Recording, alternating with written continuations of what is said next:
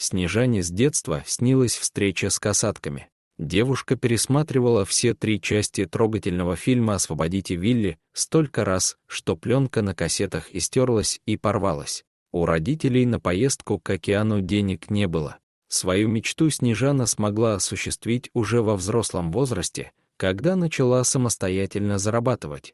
Девушка скопила деньги и уже на месте нашла лодочника. В небольшой катер помещалось 5 человек. Со Снежаной поплыла шумная компания студентов. Лодочник охотно взял на себя обязанности гида и вовсю развлекал туристов историями о реальных и выдуманных событиях. В первую очередь мужчина повез гостей к скалам. Там как раз отдыхали тюлени, которые были не прочь попозировать на камеру. Снежана автоматически сделала несколько кадров и посмотрела по сторонам. Вдалеке виднелся скалистый берег. Водные просторы уходили далеко за горизонт, но нигде не было видно заветного черного плавника. Лодочник обещал плавание с касатками, поэтому тоже внимательно оглядывался по сторонам. Внезапно возле дальних скал мелькнул черный плавник. Там радостно подпрыгнула на месте девушка. Там касатки. Мотор загудел, лодка развернулась. Туристы радостно заголосили, впились в ладонями в бортик так сильно, что костяшки пальцев побелели. Снежана невольно задержала дыхание. Неужели ее мечта наконец сбудется? Касатка явно заметила людей и теперь стремительно приближалась. Девушка надеялась увидеть стаю китов, но воды вокруг были пусты. Снежана вздохнула и решила довольствоваться малым. Касатка подплыла вплотную к борту. К восторгу туристов она высунула голову из воды и что-то защебетала. Звуки были быстрые, громкие и безостановочные на протяжении нескольких минут. «Разве касатки так много разговаривают?» — удивилась счастливая Снежана. «Очень редко», — нахмурился лодочник. «Что-то случилось». После его слов девушка внимательнее пригляделась к животному. Касатка продолжала что-то щебетать, била хвостом по воде и кружила около одного борта. Она явно хотела что-то сказать людям, но туристы слишком были заняты фотографированием, чтобы заметить неладное. Зато лодочник потянулся к спутниковому телефону. Он набрал береговую спасательную службу и рассказал о странном поведении животного. Катер спасателей, морская жительница бросилась к ним. Она повторила свою бурную речь, покрутила на месте и развернулась в сторону скал. Спасатели осторожно поплыли за животным.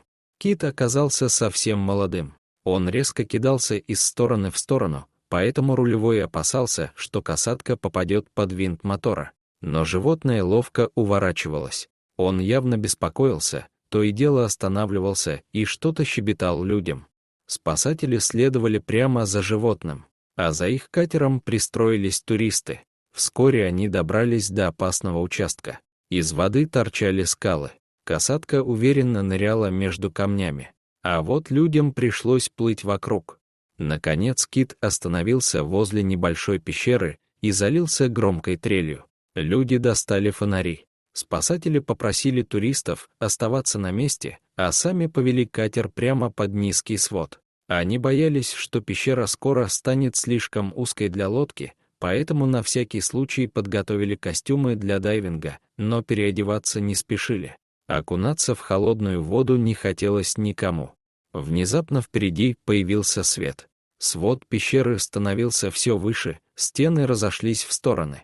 Вскоре спасатели смогли встать в полный рост и выключить фонари. Катер вслед за касаткой выплыл в огромный бассейн, созданный природой в неприступной скале. Там спасатели с изумлением увидели огромного кита. Только сейчас они поняли, что все это время следовали за детенышем.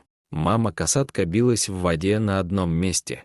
Спасатели подобрались ближе и пришли в ужас. Огромное прекрасное животное запуталось хвостом в сети браконьеров. Как сеть оказалась в закрытом бассейне, было непонятно. Люди решили, что ее занесло волнами во время шторма. Часть сети зацепилась за острые камни и надежно удерживала бедное животное. Кит приподнял голову над водой и издал жалобный звук. Касатка явно просила о помощи, поэтому люди поспешили подплыть ближе, чтобы освободить хвост. Однако этого не потребовалось. Стоило катеру приблизиться, как касатка сама развернулась к людям и приподняла хвост. Вокруг плавника в несколько слоев была намотана толстая веревка. Спасатели взялись за ножницы, ножи и кусачки. Они распиливали и разрезали плотную сеть, плавно освобождая хвост животного. Только рулевой не принимал участия в освобождении. Он с беспокойством смотрел на вход в пещеру. Мужчина проверил приборы и погодные сводки, а потом сильно нахмурился. «Давайте скорее», — попросил он коллег. «Начинается прилив, пещеру затопит, и мы не сможем выбраться.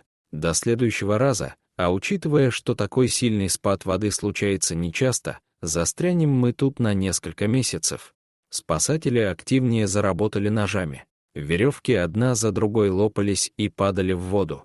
Самка терпеливо держала хвост над водой. Людям было удобнее, а малыш радостно щебетал, плавая вокруг.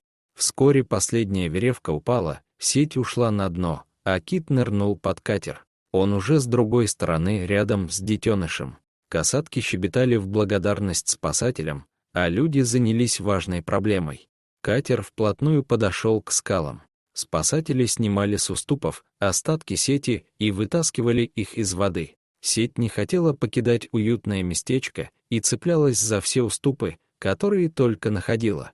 На этот раз даже рулевой отошел от штурвала, чтобы помочь коллегам. Касатка быстро сообразила, что пытаются сделать люди. Кит нырнул на глубину, ухватил зубами зацепившуюся за дно сеть и резко дернул. Люди почувствовали, что сопротивление исчезло, и смогли вытащить порванные снасти на борт катера. Катер развернулся в сторону пещеры. Только сейчас люди заметили, что пока они боролись с сетью, уровень воды неукротимо полз вверх. Касатки уплыли вперед, а спасатели с опаской вошли в тоннель. Участок с высоким сводом они прошли без приключений, а дальше начались трудности. Свод спускался все ниже, заставляя людей сесть на дно, а некоторых даже пригнуться. Снаружи спасателей уже ждали взволнованные туристы. Люди отплыли подальше от скал и ахнули. Со всех сторон их окружила целая стая касаток. Малыш со спасенной мамой то и дело высовывались из воды и весело щебетали. Они подплывали к лодкам, охотно принимая поглаживания людей. Другие животные тоже держались рядом.